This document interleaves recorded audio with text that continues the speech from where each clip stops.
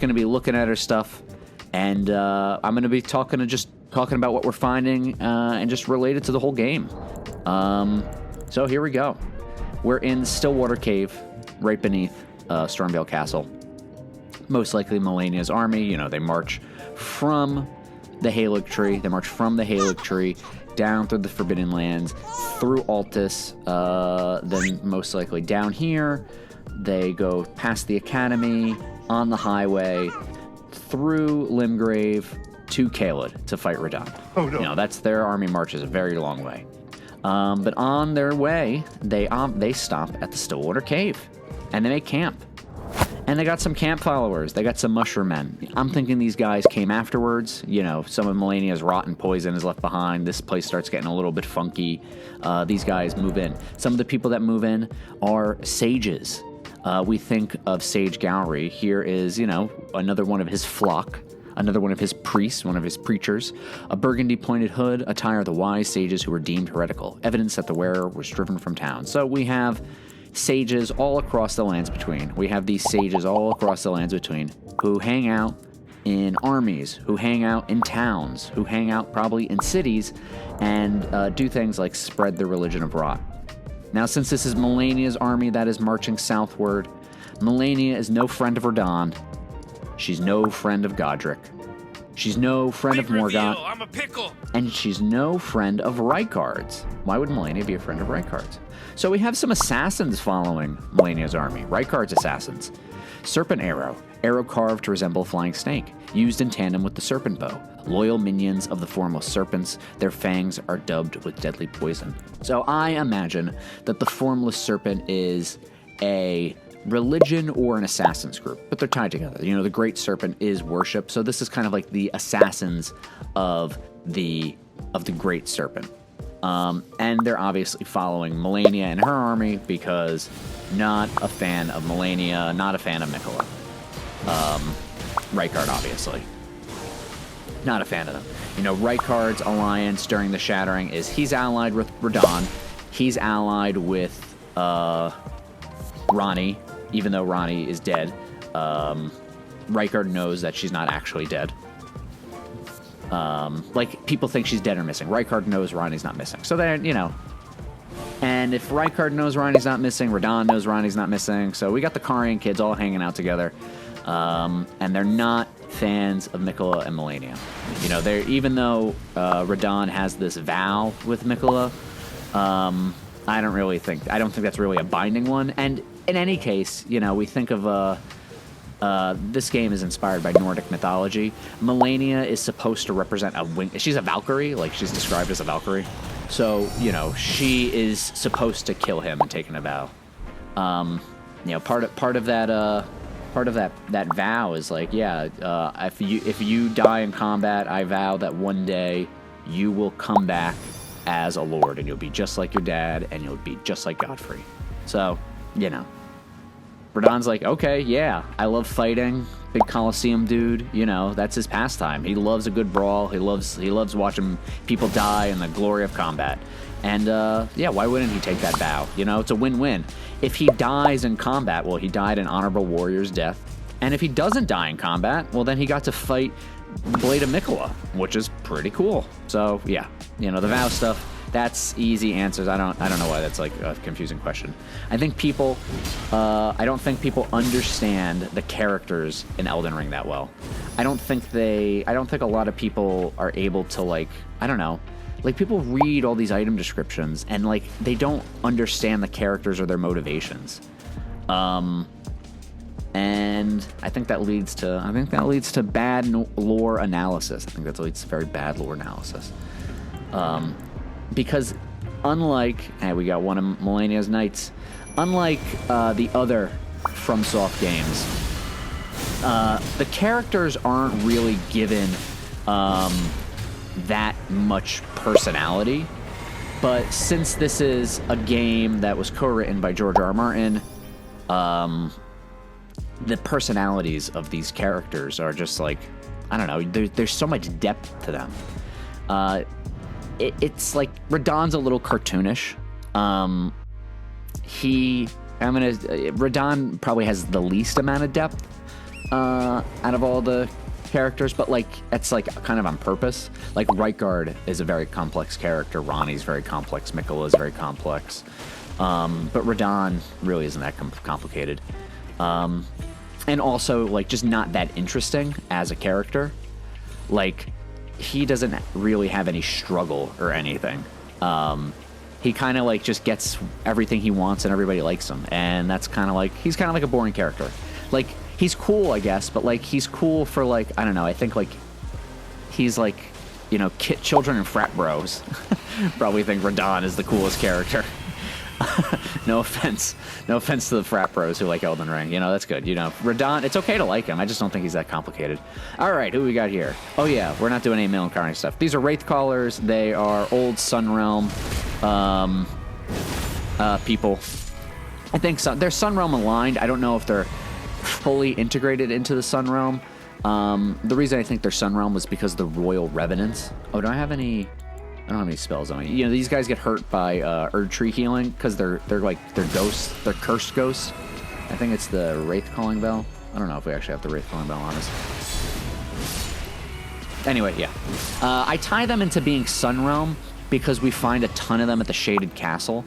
They're all in Liurnia. We'll find them in the Lunar Estate. And, when we... Do I have the... I don't have any Eclipse stuff on me, do I? Oh, I do. Yeah, okay. Can I do this without rolling? Yeah, we can show this off. So, the Eclipse is the sun and the moon coming together. I read that as an alliance. Like, the image on the shield is not supposed to be representing a literal eclipse, but the union of the sun and the moon. I think in 2 episodes ago, we looked at the sigil for the... Academy, and we can kind of see it here. At the top we get the black moon, and then in the middle we get I think is a meteor, and then at the bottom we get the sun, or that could in the middle could just been a generic star. But yeah, an alliance between the sun and the moon. Also the Ice Rain Hatchet. Do I have that on this character? I don't think I have the... Oh no, I do. Okay. A hatchet with frost-coated blade, one of the several gifts from Castle Sol in the distant north. This is found in Liurnia. So that's how I tie the Sunrealm together. So Castle Sol is obviously Castle of the Sun, and they're sharing gifts with the Academy or the Carians, which are related to the night and the sky and the moon and the stars. So a hatchet with a frost-coated blade, one of several gifts, Castle Sol, known as Freezing Fong. The blade was thought to be a dragon scale. So the people of Castle Sol, people of the Sunrealm, the Banished Knights, the dragon worshippers, they get a scale from one of the low-born dragons. So because the Banished Knights, the Sunrealm is ancient dragon worship. So they get a scale from one of the modern dragons, one of the part of Baal's brood, and they gift it to the Academy or the Carians in an alliance. So we're seeing that pass down of the Sunrealm and the people of the Moon, the Carians, in an alliance together. So that's how I'm tying these guys to being Sunrealm, and they're in Liurnia, so that makes sense why they would be here. These guys are royal revenants, so they're royal ghosts. They're ghosts because of the revenant thing. They're royal, so we have to think of what kingdom could they be from. Sunrealm, I initially thought they were Sunrealm because of the Shaded Castle, because you find them at the Shaded Castle, and that's a Sunrealm castle. But in the DLC, when we get the Tibia cookbook, which one's that? Yeah, in Tibia's cookbook, record of crafting techniques of the mariners, the oldest gravekeepers, Call of Tibia. To get that, you have to fight a Tibia mariner who summons a royal revenant. We find the Tibia mariner boats within the Shadow Keep. We find... What else do we got for that? The Tibia mariners resurrect Sunrealm soldiers. What else do they do? Yeah, and then those who live in death are all Sunrealm people. So it makes sense to why Godwyn and Ronnie would possibly have a marriage because Godwyn is he's Sunrealm related. You know, he is friends with, he fought against the dragons when they invaded, but he befriends them. So the ancient dragons try to take back their kingdom. You know, this is not Erd Tree Central over here. Not everybody likes the Erd Tree. You know, literally everybody wants you to burn it down. So nobody likes this tree.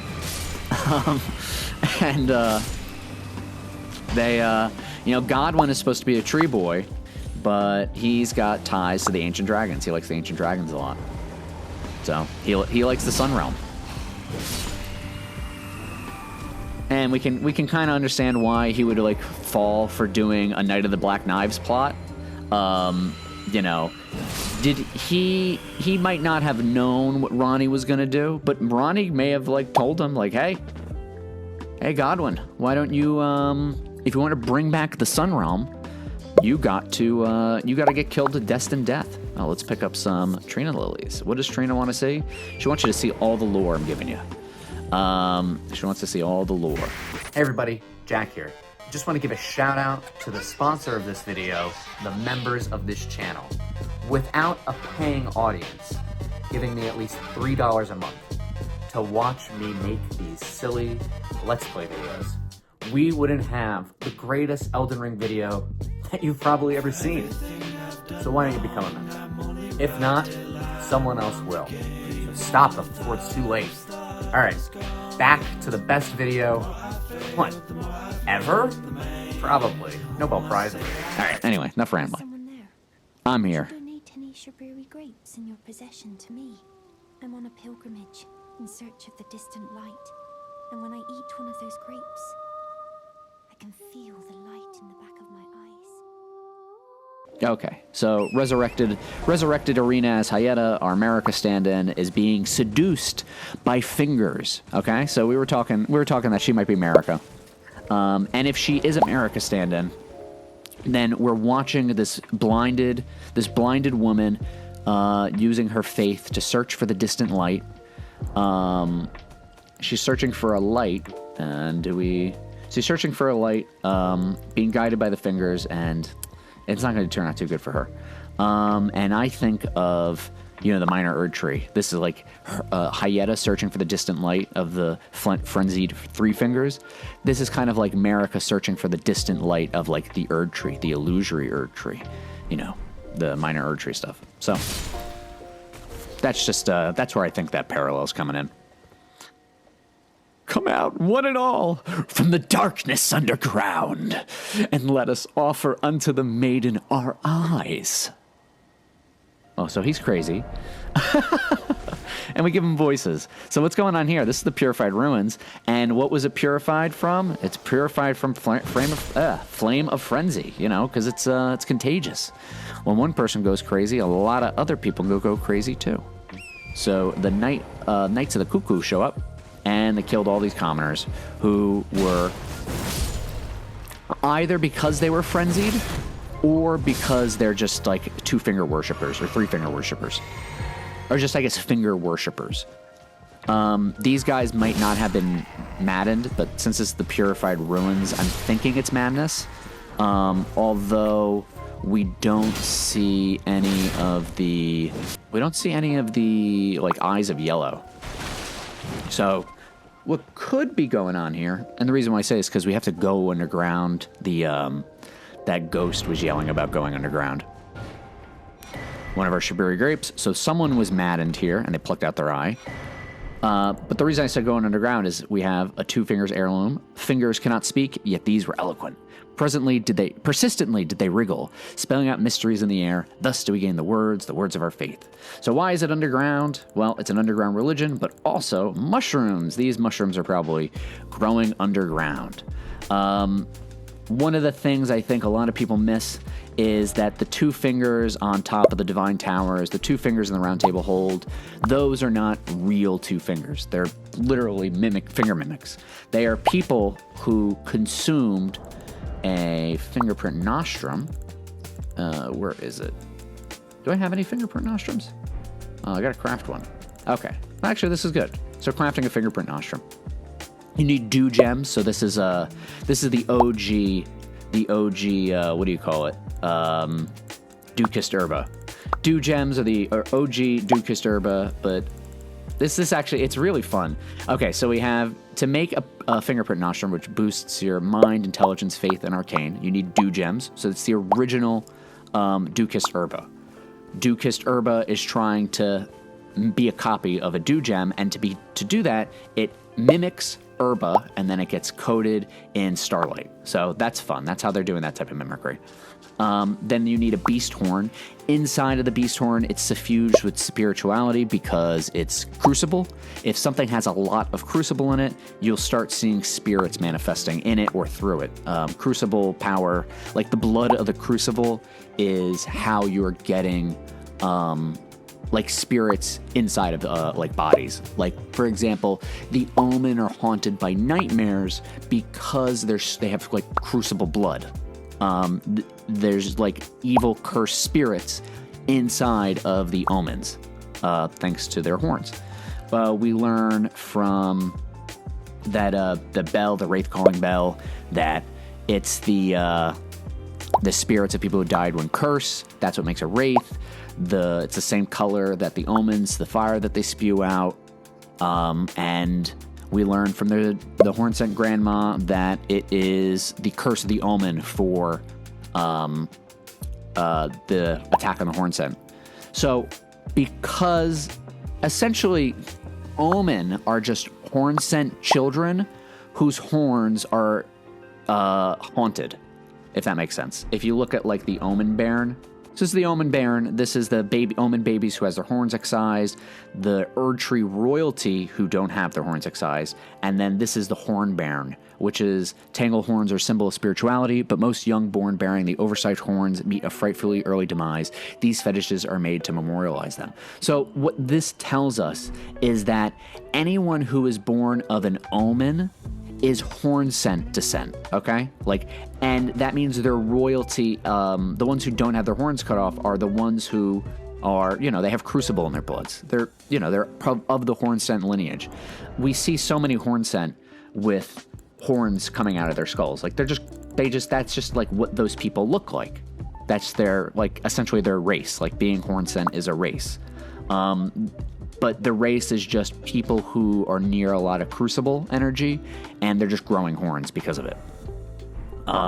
So this region, the Hornsent are an ethnic group that have a genetics that can pass down, and Moog and Morgott are, have Hornsent genetics. We tie it, I tie it to Godfrey, who has the Hornsent DNA. Because he fights against bears, and we find that in the Red Bear region, we find all of Godfrey's armor and stuff like that. What's it called? The Highland armor and things of that nature. And Godfrey literally wrestles you like a bear, and he roars like a bear. So we know he wrestles bears. Bear Witness is also a joke in the game. When we think of the endings to the game, we have the Fire and Ice endings. You have Flame of Frenzy, destroy the whole world in fire. Dark Moon ending, encase it in ice, so you have your ice and fire. The reason why it's being encased in ice is because the Dark Moon is a silver tear it's a silver tear mimicking the moon, and it's very cold.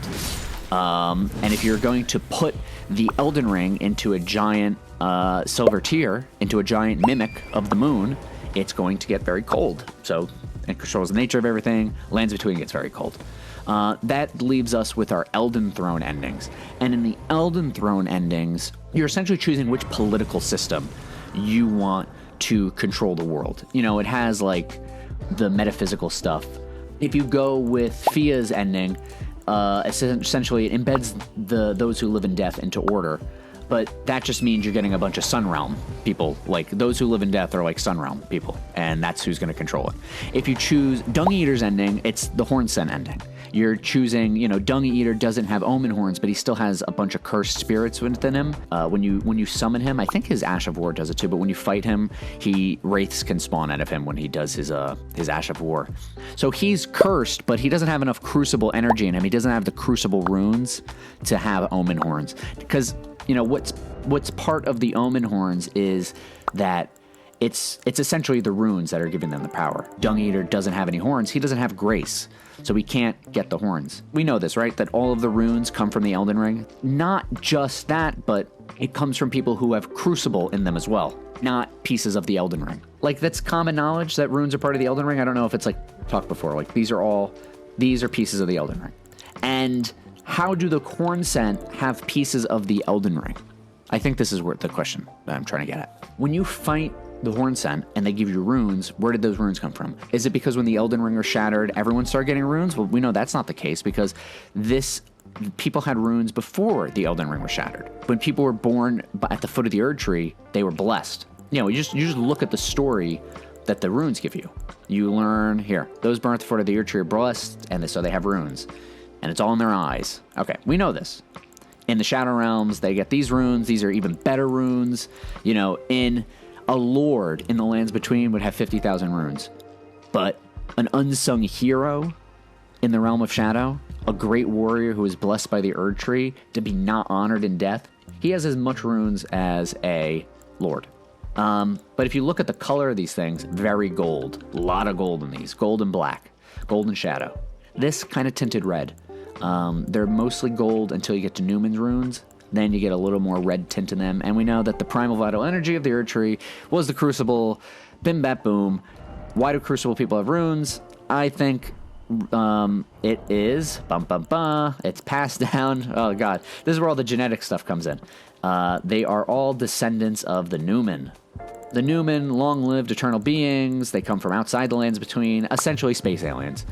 Marika is an Eternal. She's a Newman, but like everybody's got a little Newman in them. Everybody's got a little of that divine blood. Everybody's just got a little bit of it. Even the animals have it. Wild. So yeah, that's that. It's silly. It's silly stuff. This is something Kate has told me I do all the time. Kate the Kind, if you've seen her before, she says Jack will say something so profound about Elden Ring, and then he'll go, yeah, but it's stupid. Who cares? Because I get to the point where it's like I like, you know, the root. Like I tie all my theories together, and I think they make logical, consistent sense. But then I go to like, yeah, you know, everyone has a little bit of Newman DNA in them, and that just like it's just like I don't know. It just seems so out there. So I'm just like, yeah, whatever. It's stupid because it is kind of dumb. It's silly, but that's how George R. R. Martin writes his books. We got the Vulgar Militia here. Why are the Vulgar Militia guarding this catacomb? Freshly singed battlegrounds effusing with the stench of the dead, forbidden lands that will be excised from the memory of history. That's the Realm of Shadow. This is where the Vulgar Militia serve as untiring, unsung watchkeepers. That line unsung again. Well, they're out here, not in the Land of Shadow, guarding this catacomb. Whoever hired them has something they don't want us to see. Now, this is the Cliff Bottom Catacombs on the very opposite side of the Stormfoot Catacombs. I think, look at that. I think that's supposed to be a mirror. They're supposed to be mirroring each other there. I think it's a little joke, a little mimicry. So if you don't remember what this catacomb is, I'll give you a hint. Look what this guy's holding. That's right, mimic somber stones. And let's face the direction he's facing.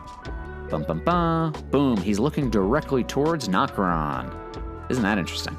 So either he's allied with Ranni and he's trying to get to Nokron, or he's a mimic and he's looking towards Nokron. Or maybe he's just a regular academy guy. There's no mimicry going on. He's not really holding a mimic stone. He's not really looking towards Nokron. It's all your imagination. It's all your imagination. Hey, let's do something funny. Let's do something funny for this one. Okay. So we got our Griffith helmet on. We're in our guts armor in the Cliff Bottom Catacombs, but we're wearing Griffith's prison helmet. Isn't it funny that the prisoner's helmet is a copy of the prisoner's helmet from Berserk? That it's a copy. But so far we're saying that this catacomb might not be a real catacomb. This could be a fake one. This could have been made specifically because it is false. You know what I'm saying? Like, this place wasn't dug out and created to actually do Erd Tree burial. Maybe it was, but it definitely was taken over. And look at that, we have one of our omens on the other side. Speaking of omens, speaking of horn scent, so we have someone of horn scent descent, So is it guarding? Are the Vulgar Militia guarding this place because they are allies of the Hornsent? They're hired by the Omen, who are Hornsent? Well, most likely not, because the Omen are prisoners. They're imprisoned. They're people who have Hornsent DNA, but they don't have any political power. This guy's having nightmares. Again, he has the cursed spirits, the cursed Omen spirits, the cursed Hornsent spirits, giving him nightmares. We can also see this is the Crucible regression in action. Morgoth and Moog each, and the Sculpted Keepers, have 5 toes, 5 fingers, but the Omen have 4 toes and 4 fingers. So a lot of regression going on here.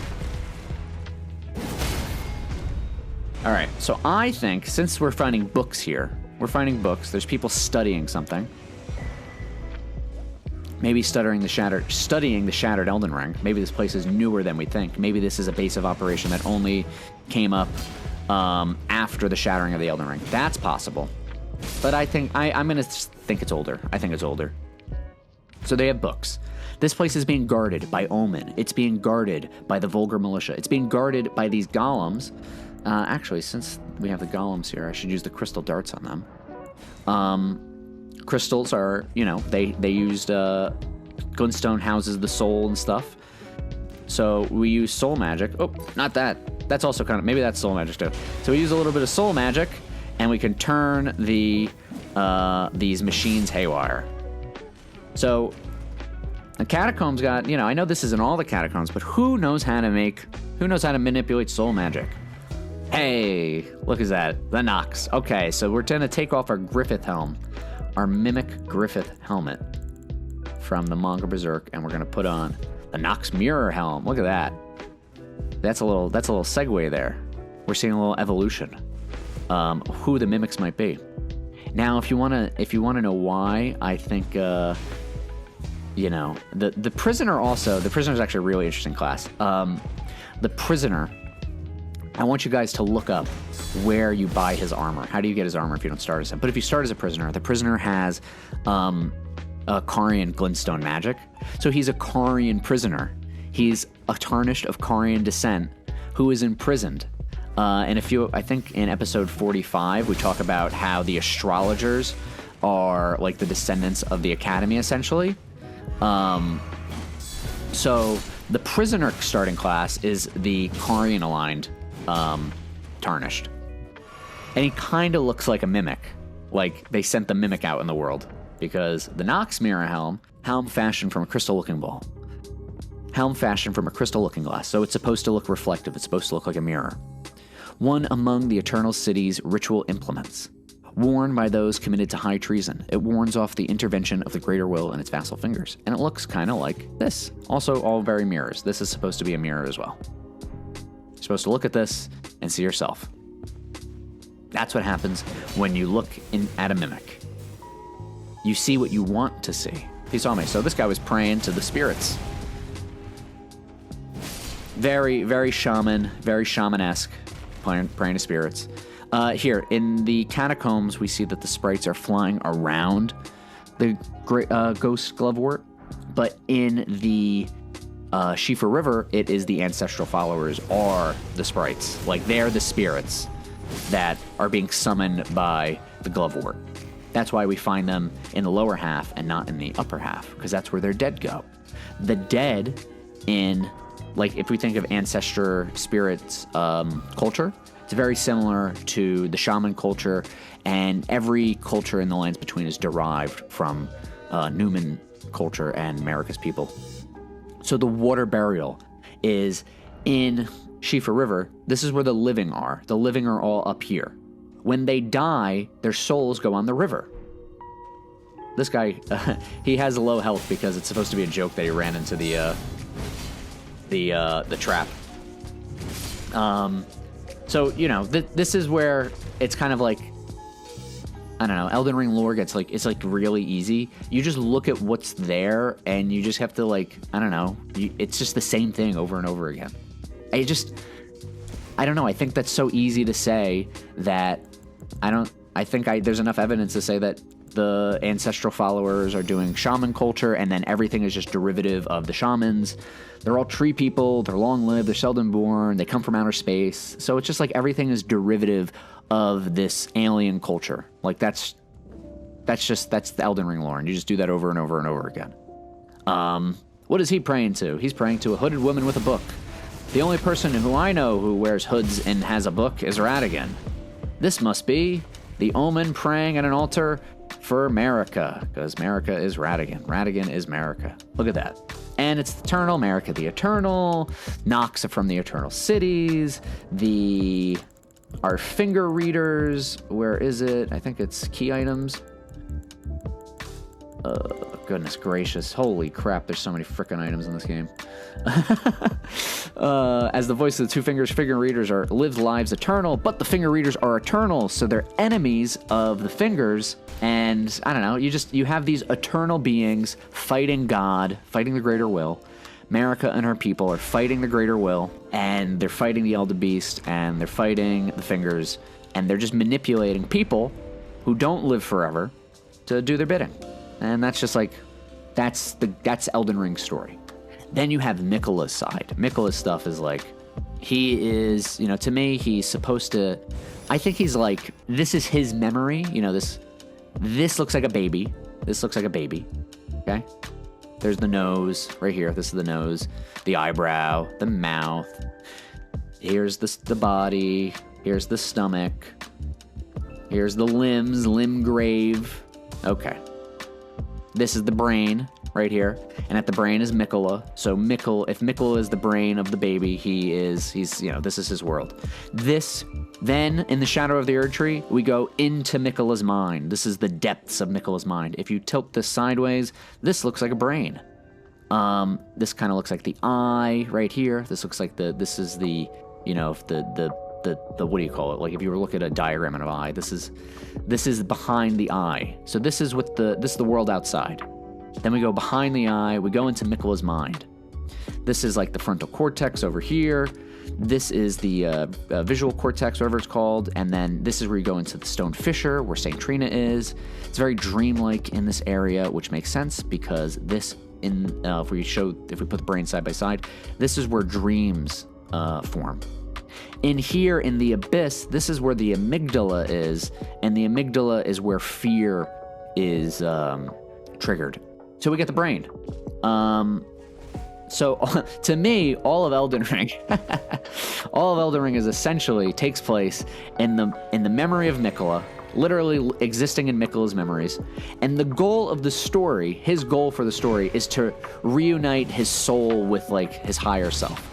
That it's very Eastern in its like philosophy and trauma related. Like it's, like in I think Eastern culture, Nirvana is reaching like your inner self. Like it's reaching Nirvana, your inner self. In trauma healing, it is trying to find your inner child, which is also it's a lot of the same work. So essentially, it's Miquella trying to ascend and get his inner child. But since Miquella is the child of Marika and Radahn are the same people, and we know that people can be reborn in these lands, I see it as Miquella is this inner child part of like the Marika Radahn soul. Whoever that is, I think, an eternal being that's passed down over and over and over again, so he could eventually be reborn at the gate of divinity as a god. And now that he's a god of this world, he can do whatever he wants. And what does he do? He makes it so it's an interesting story for us, the players outside of Elden Ring, to experience. It's very meta. I talk about the meta stuff in the Remembering Elden Ring's Neverending Story video. So if you want to look at the meta stuff, go watch that video. That's why that video is meta, because I'm trying to get the point across that stories can be meta in that way. Like Elden Ring can be a meta story because I also am doing a meta story. Crystal buds. Why was that important a few episodes ago? What's the big reveal? Because these are Miquella's blood. See? Crystal bud. Rhymed crystal bud. Sacramental bud.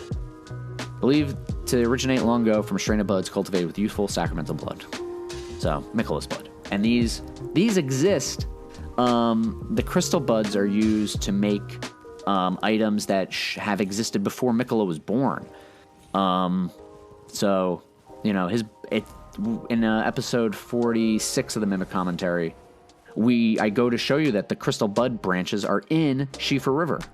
So how is Miquella's blood making this world? How is Miquella's blood beneath the earth? And, you know, that's where the time traveling stuff comes in too. We talk about the time traveling, I think, in remembering Elden Ring's Never-Ending Story. We do all the Miquella time traveler stuff. It's the flash of white light thing. You know, white light is from the old God's Arsenal, but white light in Miyazaki's games represents time. You see a flash of white light, you have to think time. You see a flash of white light at the end of Dark Souls when you link the flame. You see it every time there's like time travel in these games. And it's confirmed in Dark Souls 3, where we learn from the repair spell that time is light and the reversal of it is a forbidden art. And then we see it actually happen in Elden Ring, where you go to Placidusax's arena and you go back in time, or you go beyond time, and it's a flash of white light. When you enter the Erd Tree, it's a flash of white light. So it's all time travel stuff. When you enter Miquella's memory, you get it's a flash of white light before you see his memory, so you see the memory is back in time. The Erd Tree, we talk about this in that video too, is made of memories. Literally, remembrances are hewn into the Erd Tree. So the whole gist of Elden Ring is that it's a fantasy world that exists inside the mind of an eternal child who is God. You know, that's the goal. And the reason why that's a great ending, like it's the reason why it's a great ending for Elden Ring. Like, I know dream endings are kind of like, people don't like that in media and art, because like, oh, it's just a dream, it doesn't matter. But like, what makes Elden Ring special is that you are like, look, we're wearing the Circle of Light. This is supposed to be Miquella's crown. The circle is the foundation upon which Miquella's Age of Compassion will be built, should it ever come to pass. It's our crown now. We are now the god of this world. We have Miquella's crown. The reason why we have to defeat Miquella, the reason why he makes sure this happens, is because Miquella's not a real character, but we're real people. So the story exists for us to be able to play this game where we theorize and we guess and we use our imagination and we try to figure out what's going on and this, that, and the other thing. Like, like I'll read more fantasy books and people will read all history and people will look for the mimics, like the trolls. These are mimics of fire giants. In Nokron, we see a silver tear turn into a perfect copy of a troll, and the Dragonkin soldier has a exposed chest like the trolls do. So I think these are mimics. And the reason I think they're mimics is because I think it's fun if the Eternals had the trolls betray the giants because they were only your allies in the first place to do that betrayal. We can see here that the Knights of the Cuckoo and these Erd Tree commoners were aligned, or Erd Tree nobles were aligned, and they were trying to bring something to Limgrave, but the troll got angry, maybe because the bridge was collapsed, and he rebelled. So what were they trying to bring? The Tree Spear. Okay. We'll keep talking about Miquella in a second. A golden spear with tree-like design wielded by knights employed as palace guards in the royal capital of Leyndell. Oh yeah, so the thing about this is it has Sacred Order, which is skill the Golden Order Fundamentalist Knights, highly effective those who live in death. So we see an alliance between the Knights of the Cuckoo of the Academy, an alliance with the Erd Tree capital, and the Golden Order Fundamentalists, because the Tree Spear comes from the palace, and Radahn was the last Elden Lord. So we have Golden Order Fundamentalists coming from the Erd Tree with the Knights of the Cuckoo to bring a Tree Spear to Godric, to bring it to Caelid, to Radahn, to bring it to Melania, to bring it to the Bestial Sanctum, to bring it to the Weeping Peninsula, to Castle Morn. Maybe Castle Morn, probably.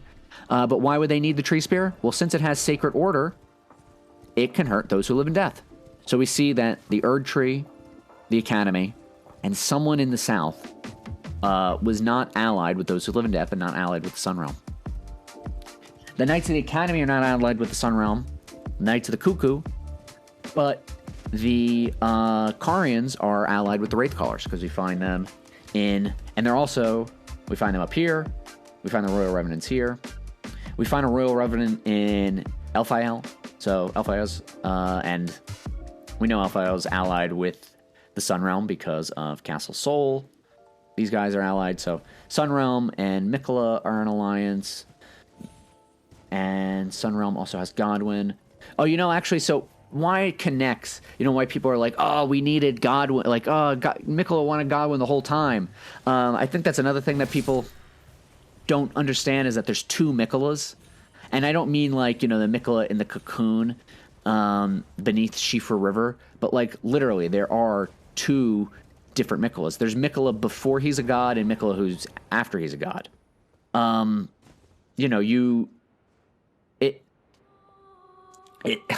don't know how to explain this any better. Like, if Miquella becomes a god, and gods have the power to do whatever they want, like control the flow of time, that's why you need to use his needle outside of time, then you have two Miquellas existing at the same time. While the story is going on, you have a Miquella the god always existing since the beginning of time, because, that's what happens with gods. They get to live outside of time. And then you get Child Miquella who gets born. This is all Song of Ice and Fire. This is all Bran Stark. This is all Three-Eyed Raven, Three-Eyed Crow. This is all Blood Raven, Three-Eyed Raven. It's all George R. R. Martin stuff. Time traveling Bran is it's confirmed. So Miquella, yeah, he becomes a time traveler essentially, and time travel in this relates to godhood. So everything that happens within this story happens so Miquella can get where he needs to be. So Miquella needs to befriend Godwyn, and he needs to befriend Radahn, and he needs to have Radahn killed, and Mohg has to be an omen. It's all causality. The story doesn't work unless all of their pieces are in their place, including the pieces that get forgotten. Now, you don't have to know how the story works for the story to work. That's why Miquella gave us his crown. From the perspective of inside of the story, if Miquella is a god and his goal is to show us his memory, then everything that is done in Elden Ring is done because of Miquella. And because Miquella wants us to see his memory. He crafted a story so we'd talk about it and find interest in it. And then see his memory and play the game. That's the in-universe reason why is Miquella doing everything that he does. Because outside of universe, he's supposed to represent the inner child. The part of you that has been lost or disconnected from the rest of yourself. By being able to theorize about Elden Ring, be able to play around with these thoughts, by being able to go on the internet and play pretend with strangers and talk about what knights did what war happened when, what is the moon made of, how does this tree glow, who built all these towers, why are there giants in the ground, it's just a way to get adults to play pretend and connect with each other. That's all it is. If you're trying to find what the true answer to Elden Ring is, it's that. Or it's whatever you want it to be. Because when you look at a mimic, you're supposed to see yourself. Hope you enjoyed this episode, everybody. See you on the next one.